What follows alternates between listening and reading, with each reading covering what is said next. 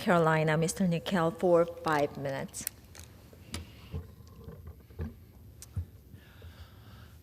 Thank you, Madam Speaker. It's been just over 100 days since I was sworn into office, and it is an amazing honor and privilege to represent the people of North Carolina's 13th District. Over the last few months, I've had the pleasure of hearing from so many of my constituents through phone calls, emails, texts, town hall meetings and all over this district. Right now, the reality is that North Carolinians need help keeping up with the rising cost of goods and services. Seniors and young parents alike deserve the opportunity to build their families and put down roots. But with an unfair and overburdensome tax system coupled with the increasing cost of living, making ends meet is tough. To show this, I commissioned an economic impact report using a sample budget based on the median cost for basic necessities through the Economic Policy Institute and the United States Census. The report shows that working families are finding it hard to pay for things like rent, groceries, childcare, and health care. When you take a closer look at the budget breakdown, it's a real wake-up call. A working family could spend about 19% of their income on childcare, 21% on housing, and 22% on health care. I've collected testimonials and survey responses from hundreds of constituents who shared their personal experiences dealing with the rising cost of childcare and the rising cost of housing. I heard from a former state employee and mother of three who shared that she spends 50% of her income on childcare.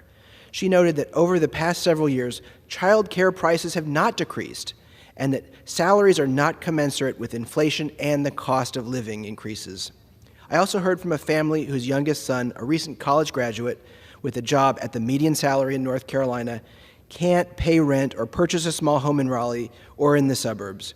They're worried because we want our young people to succeed, but it's hard to do so under the current circumstances. Folks, it's clear. Working families are struggling to keep up. Working families deserve to know that their leaders are willing to roll up their sleeves and find bipartisan solutions that will make a real difference in their lives and their budgets. And I'm working to do just that. In Congress, I'm working in a bipartisan way to level the playing field for working families by lowering out-of-pocket costs and creating a fair tax system that benefits everyone. I'm leading the charge against a proposal to implement a 30% national sales tax instead of a federal income tax. Listen, folks, that would be a disaster for working families. I've co-sponsored the Cover Now Act to lower health care costs. I've co-sponsored the Food Desert Act, which will increase access to grocery stores and help address the cost of food. I've co-sponsored the Child Care for Every Community Act to expand access to affordable child care. I've also just introduced today the ACRE Act to help lower mortgage costs for rural communities and enable North Carolina farmers to have greater access to credit through community banks. Madam Speaker, as I stand here in this absolutely magnificent chamber, I'm constantly reminded just how fragile our democracy is.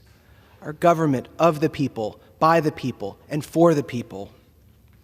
As the representative for the people of North Carolina's 13th District, I'll keep working hard in a bipartisan way to find solutions to get results for our families, our friends, and our neighbors.